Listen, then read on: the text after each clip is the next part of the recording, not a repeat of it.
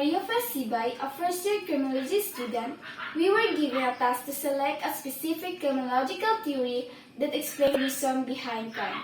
So the criminological theory that we were picking is deterrence theory. Now, we were discussing how deterrence theory explains the commission of crime. The deterrence theory is the theory that explains why people commit crimes and how the severity of punishment can deter crime.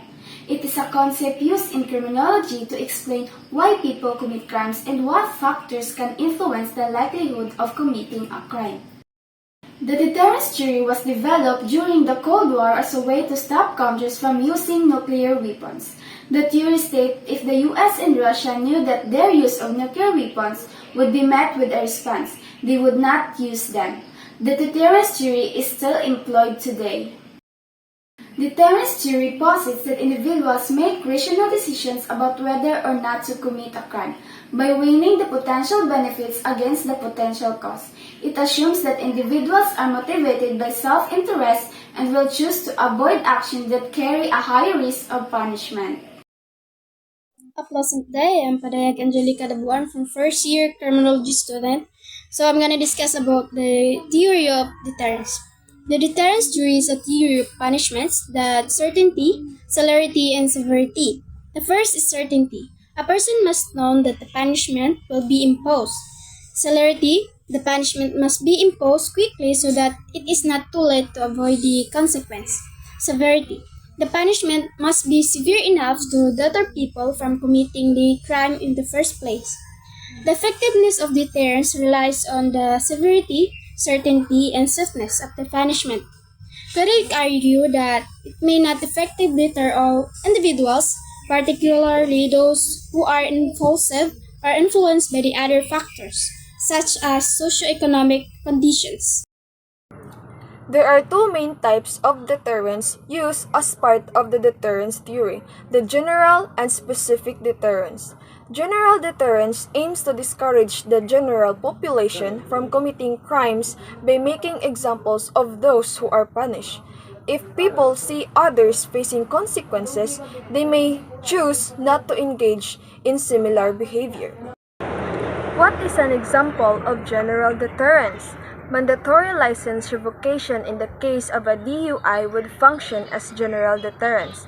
License revocation is a certain and severe consequence that will deter the general public from engaging in the same behavior as the punished offender. Specific deterrence focuses on preventing a particular individual from reoffending. If a person experiences punishment, they are less likely to commit the same crime again, as they have directly felt the consequences. What is an example of specific deterrence? If a vet is charged with cruelty to animals, the judge may use specific deterrence as a basis for sentencing the vet to prison. The vet is in a particularly easy position from which to reoffend if they ever get their license back. So the judge may sentence them to prison time to increase the severity of the punishment in the eyes of these particular offenders. An example of deterrence law is a law that prohibits the consumption of alcohol in public places.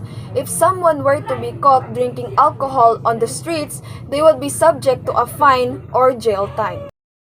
So what is the deterrent effect of the death penalty? The deterrent effect regarding the death penalty has not been proven to deter people from murder. The deterrent theory neglects to take into account those with mental illness, crimes of passion, and crimes committed by those who feel they have nothing to lose. Furthermore, deterrence theory is the use of punishment to stop potential criminals from committing a crime. Cesare Beccaria, a classical criminologist, theorized that criminals would choose to break the law only after considering the risks and rewards of their actions. When the punishment for committing a certain crime outweighs the reward, the criminal will not commit the crime. When the punishment is viewed as less severe than the possible rewards, offenders will be more likely to take the risk and commit a crime. In conclusion, deterrence theory provides a framework for understanding the relationship between punishment and crime. Its effectiveness in preventing criminal behavior is complex and dependent on various factors.